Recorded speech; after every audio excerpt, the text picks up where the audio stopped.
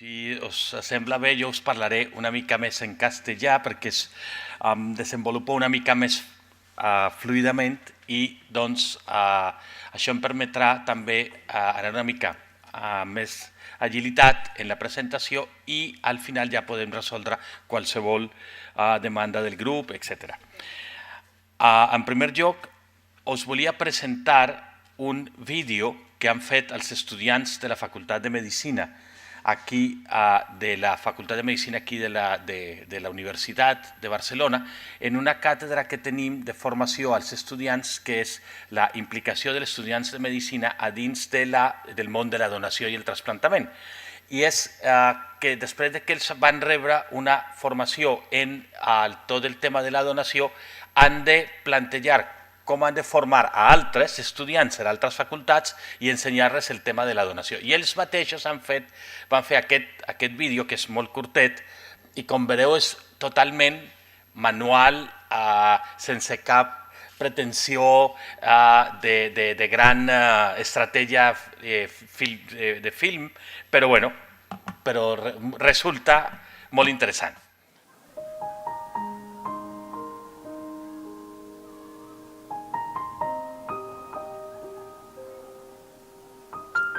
Pablo es un hombre de 45 años que está enfermo, porque sus riñones han dejado de funcionar, y esto le impide llevar una vida normal.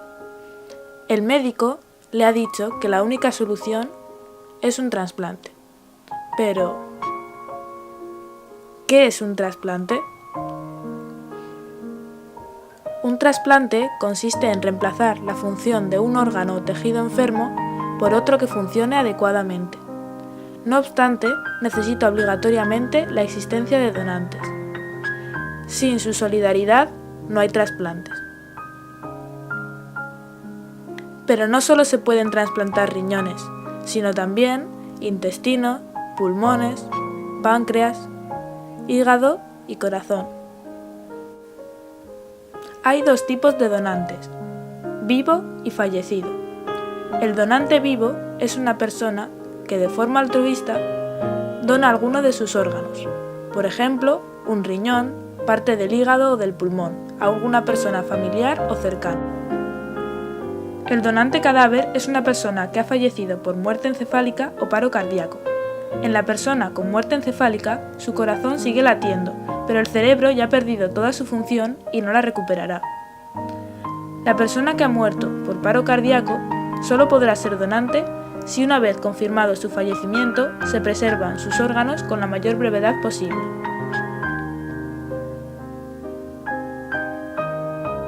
Pablo necesita un trasplante de riñón, pero no cualquier persona se lo podrá donar. Su mujer María ha decidido donarle uno de sus riñones. ¿Podrá hacerlo? Para saber si María puede donarle su riñón, tiene que ser compatible tanto a nivel sanguíneo como inmunológico, ya que sus células podrían reconocer el órgano como extraño y atacarlo. Además, tendrá que pasar unas pruebas psicológicas y médicas. Desafortunadamente, María no es compatible, por lo que Pablo tiene que entrar en una lista de espera de donde recibirá el órgano de forma anónima.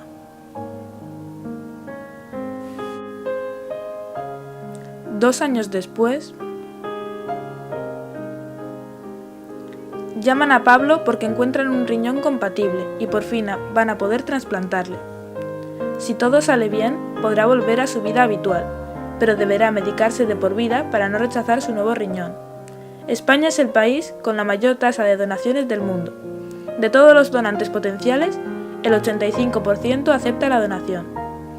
Según la ley española, la extracción de órganos de fallecidos podrá realizarse con fines terapéuticos, en el caso de que estos no hubieran dejado constancia expresa de su oposición, es decir, todas las personas son donantes si no se demuestra lo contrario.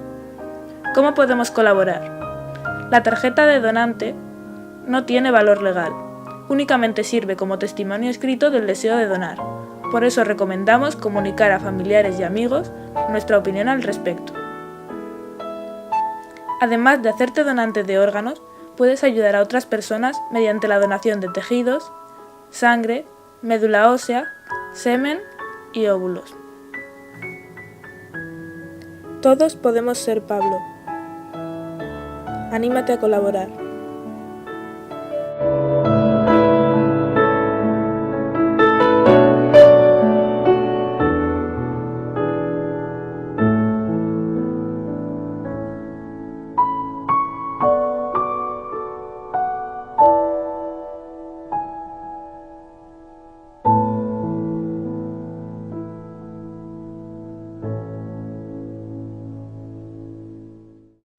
Para que todo esto funcione, que cuenta el vídeo cómo funciona, tiene que existir una estructura de base. Estructura de base en la que trabajamos nosotros en el área de coordinación de trasplantes y que tenemos una interacción permanente con la oficina local, la Organización Catalana de Trasplantaments, como la Organización Nacional de Trasplantes en la organización. ¿Y todo cómo funciona? Todo funciona en la medida en que hay un modelo de organización que es a nivel español en todos los hospitales españoles que se generan donantes, en donde hay un grupo de personas como nosotros que nos dedicamos a la donación y estamos permanentemente en nuestra actividad vigilando dentro del hospital y evaluando que ninguna persona que tenga la posibilidad de plantearse la donación no se haga y no se le ofrezca a la familia y a aquella persona el derecho que tenía a poder plantear en su vida qué quiere hacer cuando aquella persona fallezca. Por lo tanto, este trabajo que hacemos dentro del hospital es a diferencia muy grande de otros modelos organizativos donde tienen unas grandes oficinas externas a los hospitales y dependen de que alguien del hospital los llame. Esto ha hecho que nuestro país es de las pocas cosas que hemos de estar muy orgullosos. Una de las más importantes es que tenemos 189 hospitales, como veis allí, que tienen autorización en el país para generar y extraer órganos y tejidos en aquel hospital. Y hay solo 43 que trasplantan. Eso quiere decir que ya se está creando una red de unos hospitales que generan y unos hospitales que trasplantan. Por lo tanto, fijaos en la cifra, 189 en todo el país. ¿Y cuántos son los grupos de coordinación que hay en España? Pues fijaos cómo ha ido creciendo a lo largo de los años y la figura clave es esa persona que estamos dedicados dentro del hospital a la evaluación del donante. Y en el último año somos 189 equipos. Si en cada equipo hay al menos un personal médico y uno o dos personal de enfermería que trabajamos tiempo parcial o tiempo completo según cada grupo, podemos ser fácilmente 500 personas en el país dedicadas a eso. Imaginaos el volumen de gente dentro de los hospitales e imaginaos esta estructura. Aquí estamos nosotros como hospital. Este es un hospital que podemos generar donantes y trasplantar y tenemos otros hospitales alrededor con los cuales interactuamos de esta red y cuando hay un donante allí no se va a perder aquellos órganos, sino que nuestros grupos de trasplante en todo el país nos moveremos a aquel centro para poder hacer el trasplante. Aquí lo explicaba, ¿uno cómo puede ser donante? Bueno, el vivo que es un familiar, lo veremos un poquito más adelante, no me detengo aquí, que puede donar uno el hígado o una parte del riñón o algún tejido, luego entraremos un poquito en tejidos, y uno puede fallecer por dos mecanismos, o porque se le dañó la torre, se le acabó un daño cerebral y llega al daño a la situación de muerte cerebral, que el cuerpo no respira, no hay función del cerebro, no hay ningún tipo de reflejo, y aquella persona, a diferencia del que está en coma, aquella persona ha perdido todo. El que está en coma todavía tiene algo, respira algo, tiene alguna mínima actividad, pero tiene algo. La persona que está en muerte cerebral, hacemos muchas pruebas para asegurar que no hay circulación en el cerebro y que aquella persona no tiene actividad respiratoria propia. Por eso dependerá de estar conectado a una máquina, a un respirador, y cuando vamos al quirófano, que la familia nos ha autorizado la donación para extraer los órganos, lo llevamos con el respirador, con el corazón latiendo para que la circulación de la sangre permita que llegue a los órganos. En el caso de la parada cardíaca, que os lo voy a explicar ahora, pues es una persona que hace un evento cardíaco agudo, un infarto o algo, y esa persona no se puede recuperar de ese evento catastrófico a nivel del corazón. La persona se declara fallecida, pero inmediatamente actuamos para tratar de recuperar sin que haya pasado mucho tiempo después de la parada cardíaca, intentar recuperar el hígado y los riñones haciendo unas técnicas que, si el tiempo lo da, explicaremos un poquito. Y otra persona, cualquier persona que fallece en el hospital, que está ingresado por un cáncer, que está ingresado por un problema respiratorio, por un problema de abdominal, por cualquier cosa, cualquier persona que fallezca aquí, se puede plantear la donación. ¿Pero qué? Solo de tejidos, porque aquí no hay circulación en los órganos que necesitan el oxígeno para funcionar. Y en esas personas se puede plantear la donación de tejidos, y probablemente alguno de vosotros haya escuchado que a algún familiar le han planteado la probabilidad de donación de córneas, aun cuando aquella persona ha fallecido por un cáncer, por ejemplo, porque ese cáncer, según el tipo de cáncer, no se transmite por el trasplante de córneas. Con lo cual, todo este abanico de posibilidades es lo que hace que nuestro trabajo esté permanentemente dedicado a evaluar todas las personas dentro del hospital para cualquiera de estas condiciones. Y todo ese proceso es larguísimo, desde cuando encontramos el donante hasta que se trasplanta, hasta que a alguna persona la llaman y dicen venga porque hay un trasplante. Hemos tenido que pasar de encontrar el donante, de evaluarlo, de diagnosticar que ha fallecido, en el caso del fallecido, que se ha evaluado que es viable, que sus órganos son buenos, que se puede, cuidamos ese donante para que los órganos vayan en la mejor condición posible. Planteamos a la familia el respeto al derecho de decidir aquella persona según lo que haya pensado cuando estaba en vida, si quería o no ser donante, y luego en casos judiciales lo hablamos con el juez y finalmente nos vamos al quirófano. Pero fijaos que ir a quirófano es una parte final después de un proceso donde se extraen los órganos, mientras tanto se van escogiendo los receptores y al final hay el trasplante. Y luego viene toda la historia después del trasplante. Esto solo, y no me voy a detener, pero fijaos que en una situación de muerte cerebral, desde que estamos sospechando que la persona llega a esta situación clínica hasta que estamos extrayendo los órganos, es muy rápido, pueden pasar 8 horas. Quiere decir que si yo estoy en lista de espera y me llaman, tengo que venir rápido, porque las cosas se tienen que organizar muy rápido y muy pronto. Pero el caso de la parada cardíaca, voy a llegar acá, aunque cuando veis ahí muy denso de cosas, yo no os quiero agobiar, pero quiero que miréis esto. Es una persona que va por la calle, hace una parada cardíaca. ¿Qué le pasa a uno cuando hace una parada cardíaca? Viene el equipo de emergencias a remontarlo en la calle.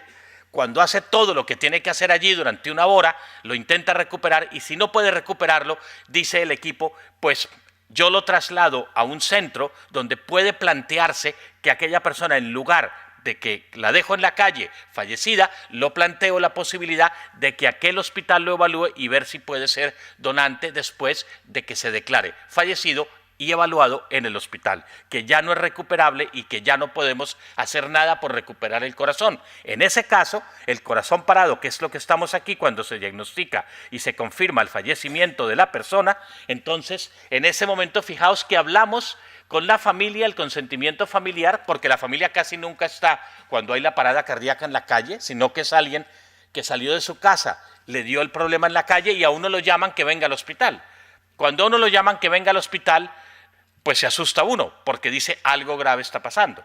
Y viene pensando que alguna cosa ha sucedido y es cuando planteamos la posibilidad de conocer qué era lo que pensaba el fallecido y iniciamos los procedimientos que se llaman de donación a corazón parado, pero fijaos que aquí son 2 horas y media, desde el momento de la parada cardíaca hasta el momento en que estamos empezando a hacer todo esto. Fijaos la diferencia, que no hablamos de grandes cantidades de tiempo, por lo tanto requiere gente permanentemente allí actuando en ello. Y vamos a mirar, creo que es muy importante que os fijéis en esto, hay algunas diapositivas que están en inglés, pero lo que quiero resaltar es, esto es España. En los últimos años, el color azulito quiere decir los donantes que han fallecido en situación de muerte cerebral y los color amarillo los donantes que han fallecido en situación de parada cardíaca, que han sido donantes de órganos. Fijaos cómo a lo largo de los años el color azul se ha quedado relativamente quieto en los últimos años y nos hemos ido manteniendo en actividad o creciendo un poquito a expensas de tener el otro tipo de donante. ¿Por qué esto? ¿Por qué creéis? Porque afortunadamente no solo el trasplante y la donación mejoran, sino la salud de la población. Afortunadamente hay hábitos de vida saludables, afortunadamente tenemos personas que podemos hacer un tratamiento muy rápido a la enfermedad cardíaca, a la enfermedad cerebral, podemos actuar muy rápido y hay unos protocolos muy importantes, lo cual ha hecho que la calidad de vida y la salud mejore. Pero ¿qué pasa? Que si la salud de toda la población va mejorando, pues menos gente fallece. ¿Qué nos pasará a nosotros? Si fallece menos gente en situación de daño cerebral, pues tendremos que enfrentarnos a que tendremos que buscar otros mecanismos como es el donante por parada cardíaca. Y esto es una figura que representa a lo largo de los años. Esta línea roja quiere decir cuántas personas han ido falleciendo en situación de muerte cerebral en España. Fijaos que ha ido bajando, bajando, bajando. Pero el color azul quiere decir que nos hemos mantenido en el número de generación de donantes. ¿Qué quiere decir eso? Que si yo bajo las personas que tienen el problema, pero mantengo la donación, es porque yo voy aumentando mis criterios, voy ampliando los criterios, y ya veréis a qué me refiero. Fijaos cómo se ha crecido esta curva, que son los donantes en parada cardíaca, y fijaos cómo en Madrid, por ejemplo, son el 32% de los donantes fallecidos. Eso es un número muy grande. Eso es un número muy grande. Y fijaos cómo, ¿qué ha pasado con las historias? Tenemos grupos por toda España. Mirad cómo ha ido creciendo el donante en parada cardíaca en España. Eso es para que miréis figuras. Y fijaos que hay 32 hospitales en el último año haciendo en toda España. Un programa que hace años éramos 3 hospitales en todo el país. Con lo cual hemos ido todos aumentando las cosas. Y el donante vivo, me voy a ir acá, y el donante vivo que mostraban en el film era la mujer que quería donar el riñón. Pero ¿quién puede ser donante vivo? Bueno, el que está relacionado. Y yo estoy relacionado por familia o por emoción, por pareja. Eso no es mi familia, pero es pareja. O bien con una persona no relacionada, que es una persona lo que se llama el donante altruista o un amigo. La ley en España lo permite, y tenemos otra cosa maravillosa que se hace aquí, es el donante cruzado. Esto es lo que se llama el intercambio de riñones, que si por ejemplo yo tengo un donante y un receptor, pero algo hace que yo no sea compatible, no tienen el mismo grupo de sangre, o el receptor tiene algo que hace que pueda perder ese riñón, pero al lado hay otra pareja que les pasa lo mismo, y al lado hay otra, entonces tengo varias parejas que entre ellos no pueden ser, pero si yo cruzo el uno con el otro, puedo que sí lo haga. Entonces, es lo que se llama el donante cruzado, donde del uno, fijaos aquí, el uno le dona al siguiente y el otro en X, y esta misma cadena se puede repetir muchas veces. Y esto es lo que hace que nosotros hayamos estructurado desde el año 2000. El doctor Vilardell es consciente porque él estuvo también en todo el desarrollo de todo este proceso de la creación de este grupo de trabajo dentro de integración entre el equipo de trasplante de riñón, el equipo de trasplante de hígado y nosotros en la protección del donante vivo. La protección dirigida a cuidarlo alrededor, integrado entre todos en el centro, cuidando el donante, porque es nuestra mayor preocupación.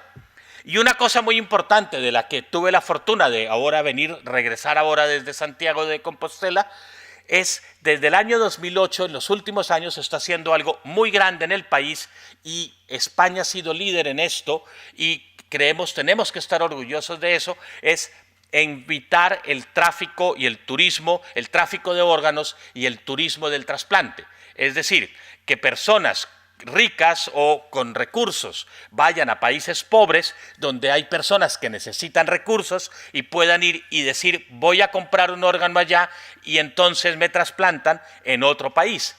No voy a entrar en lo complejo del tráfico de órganos y todo, pero sí quiero resaltar lo que ha habido ahora. Desde el 2009 España está participando en este documento del Consejo de Europa, que es para impedir el tráfico de órganos, tejidos y células y de componentes humanos para el trasplante.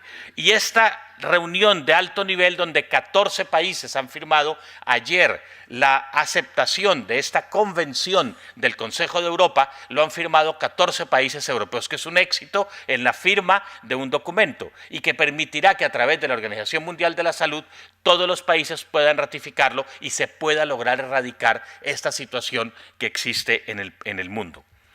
Y solo para que veáis por qué existe esta diferencia. Los colores azules oscuros, no os penséis en los números ahora, en las letras, sino mirad como estructura.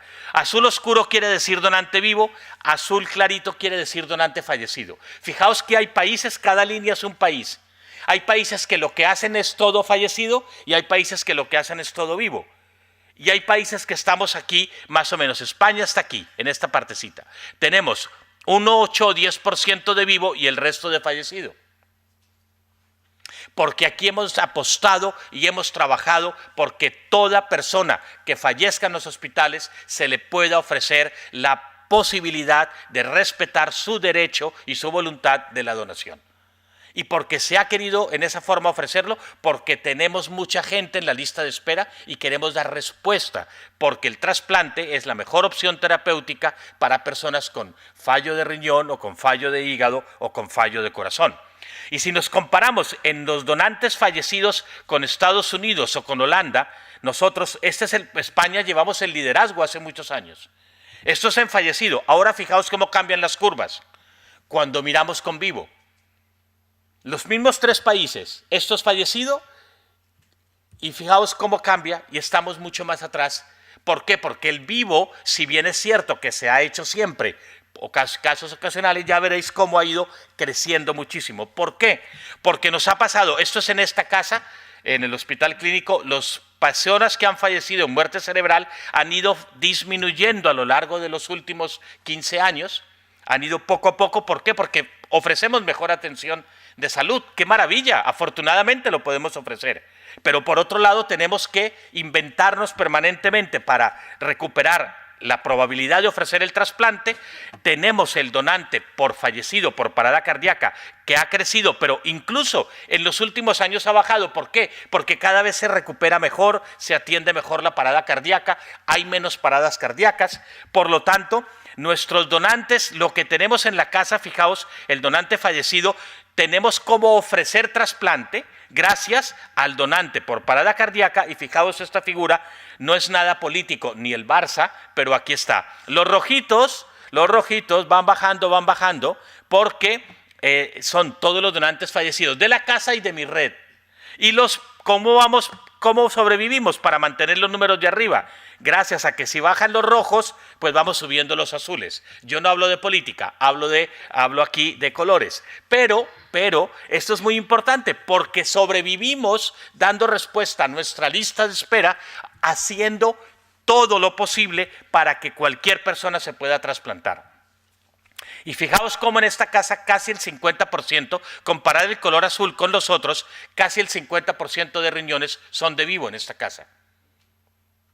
Fijaos a lo que hemos ido llegando y cómo en el país el donante vivo ha ido creciendo muchísimo en toda España. Fijaos esas figuras y cómo, mirad el disparo de los trasplantes de vivo en España, que es un crecimiento en los últimos años, pero brutal para el donante vivo. Y fijaos cómo nuestro hospital, el color azulito de abajo, ocupa un porcentaje muy importante. Somos un centro grande de referencia importante en el trasplante de vivo a nivel del país en riñón respecto a Cataluña y respecto a España. Y en el hígado, fijaos que como ha bajado la muerte cerebral, el hígado depende fundamentalmente de la muerte cerebral, pero tenemos todavía alguno que otro de hígado de vivo que son los azulitos. Y fijaos cómo en España los colores claritos de abajo son los de vivo que hace este hospital respecto a lo que se hace de vivo en España. Los de color azul son todos de vivo pediátrico, es decir, un padre o una madre que le dona el lóbulo izquierdo, que es más pequeñito, al hijo, versus el adulto, que es el que hacemos estos de abajo, Navarra y nosotros, que damos el lado derecho de un adulto a otro adulto. Y el hígado tiene la hermosura de poder regenerar. El hígado tiene aquel proceso maravilloso de que yo trasplanto solo un lóbulo y el hígado es capaz de crecer a llenar toda la masa y el tamaño que debería tener el hígado. Esa rama que me queda me llena todo. Y en el donante le reproduce, le regenera, y en el receptor lo poquito que le pongo le crece hasta el tamaño que necesita. Y eso es fundamental entenderlo. Y nuestro hospital ha sido clave en el desarrollo de este programa aquí en nuestro país de adulto. Y fijaos cómo, aun cuando en Cataluña estamos un poquito a la cola en donación, en muerte cerebral, ¿por qué? Porque aquí yo creo, eso es una cosa para analizar, es tremendamente compleja, no vamos a entrar en detalle, pero es que toda la estructura, el pensamiento, la organización, todo probablemente haya diferencias, no entro en detalles, pero quiero que os fijéis cómo Cataluña mantiene un número muy alto en donante fallecido, pero en donante vivo también. Porque si no tenemos muchos recursos de donante fallecido del otro lado, tengo que dar respuesta y poder dar respuesta a los pacientes. Esto es una foto solo para que miréis una hermosura. Bueno, esto es con 4 familias de donantes que fuimos al juzgado porque el donante vivo debe ir a firmar delante del juez a ratificar la donación. Fijaos, una señora española, una señora colombiana, una señora marroquí y un señor español. Casi siempre son mujeres, no sé por qué. ¿Por qué aquí hay más mujeres que señores? No lo sé, pero bueno, ya nos preguntaremos después, ya entramos a analizar un poquito después eso. Fijaos cómo en Cataluña vamos manteniéndonos en la donación, pero quiero entrar a que veáis esto. Cataluña, a pesar de que la situación de muerte cerebral ha ido bajando, hemos ido recuperándonos con el donante fallecido y el donante vivo, y fijaos cómo ¿por qué estamos al máximo, digamos, exprimiendo la naranja? Porque fijaos que el color naranja quiere decir los donantes fallecidos mayores de 70 años. Fijaos que son como el 30% en España. Y los mayores de 60, entre los de 60 y 70, llenamos más del 50%. Quiere decir que si me comparo con el resto de Europa, fijaos aquí, por ejemplo, España, con respecto al Reino Unido, la diferencia entre donantes mayores de 60, el rojo, y el Reino Unido. España valora muy bien a las personas mayores y considera que no es la edad una contraindicación, sino es el grado de funcionalidad de la persona y cómo está en sus órganos, porque así como yo tengo personas mayores que son donantes, tengo personas mayores que están en la lista de espera esperando. Entonces yo tengo que poder ofrecer aquellos órganos a personas mayores que están esperando y tengo que aprovechar al máximo. Y fijaos cómo todos pensamos que la principal causa de muerte de las personas que son donantes es porque tuvieron un tráfico, un accidente. Pues no, fijaos cómo ha bajado y prácticamente son el 5%. ¿De qué fallece una persona mayor? No es de tráfico. No es, bueno, alguna vez la caída que puede ser en la calle o algo, pero es fundamentalmente de un problema asociado a presión arterial alta o asociado a problemas de trombosis, lo que se llama un ictus, un ataque de feridura, una lesión cerebral que lleva a la muerte cerebral. Afortunadamente, muchas familias, la mayoría dicen que sí a la donación. Afortunadamente, las personas en vida lo han expresado, por eso os hemos dejado el carnet. No es para que a la salida nos deis el carnet, no, es para que cada uno sea consciente de que lo que tiene en la mano puede ser una forma de expresar y decir a su familia cuál era su deseo. Que sepamos que podemos decidir en vida lo que queremos que pase con nosotros cuando tengamos que irnos. Que así como planteamos qué hacemos con la herencia, planteemos a quién queremos, cómo queremos que se haga con nosotros. Y eso es muy importante. Y si alguien necesita más información, allí está el teléfono de la Organización Catalana de Trasplantaments y está también el hospital donde podemos daros toda la información que se necesite. Y bueno, no voy a entrar aquí en el tipo de trasplantes, quiero que veáis un poquito esta cifra. Este es el número de trasplantes en Cataluña que se han hecho según cada hospital. Afortunadamente estamos en un centro que hacemos trasplante de riñón, de hígado, de corazón y de páncreas y que somos un centro pionero de empuje, de llevar adelante ideas, pero que todo Cataluña es una máquina, un tren que va adelante en la donación y que tenemos que estar muy orgullosos de lo que hay aquí, de que hemos podido ofrecer mejor calidad de vida, mejor atención en salud, reducción de la mortalidad, mejor hábitos de bienestar y podemos ofrecer a las personas que fallecen respetar el deseo de la donación. Y nos preguntamos, ¿los órganos que trasplantamos sirven para algo? Pues fijaos que sí. Los riñones, al primer año, estos son en cada órgano, al primero y al quinto año. ¿Cuántos riñones, cuántos pacientes trasplantados sobreviven al primer año o al quinto? Fijaos cómo en riñón, al primer año, el 96, el órgano sobrevive. Si no sobrevive, puede volver a diálisis. En el hígado es un poquito menos porque es más complejo, especialmente en las personas que tienen hepatitis C, pero les puede ir muy bien porque puede reaparecer el virus, con lo cual tenemos que muchas veces volver a trasplantar a aquella persona. Ahora con el tratamiento nuevo que hay, las cosas han cambiado. En corazón es un poquito diferente porque es más complejo. En pulmón están bien, pero fijaos en páncreas la maravilla de resultados. Si nos comparamos con el mundo, estamos igual o mejor. De modo que hemos de dar gracias de estar en una sanidad pública que nos ofrece la posibilidad de atender y ofrecernos no solo el derecho de cumplir con la donación, sino de recibir un trasplante, recibir un tratamiento, recibir la inmunosupresión y no tener que pagarla, ni tener que estar agobiado porque no tengo derecho. Y fijaos cómo las listas de espera pues son grandes. Hay 1.094 personas esperando un riñón, hay 160 esperando un hígado, 29 un corazón, 51 el pulmón, 20 el páncreas y 2 el intestino en Cataluña. En Cataluña. Si fijáramos en toda España, estaríamos hablando cerca de 5.000 personas en toda España esperando un órgano. Y si tenemos 1.600 donantes al año, no alcanzamos a darle órganos para todos los que están esperando. Por eso es tan importante estas reuniones, para que vosotros seáis capaces de transmitir esto al resto de las personas que están con vosotros, a vuestras familias, y habléis del tema en casa, que es muy importante, para que podamos respetar esto de la equidad y la futilidad, es decir, yo le voy a ofrecer el trasplante a todos, pero ¿tengo órganos para todos? ¿Los órganos que voy a trasplantar son adecuados? ¿Van a ir bien? Si voy y tomo órganos de una persona mayor, ¿podrán funcionar? Y eso es importante tenerlo en cuenta.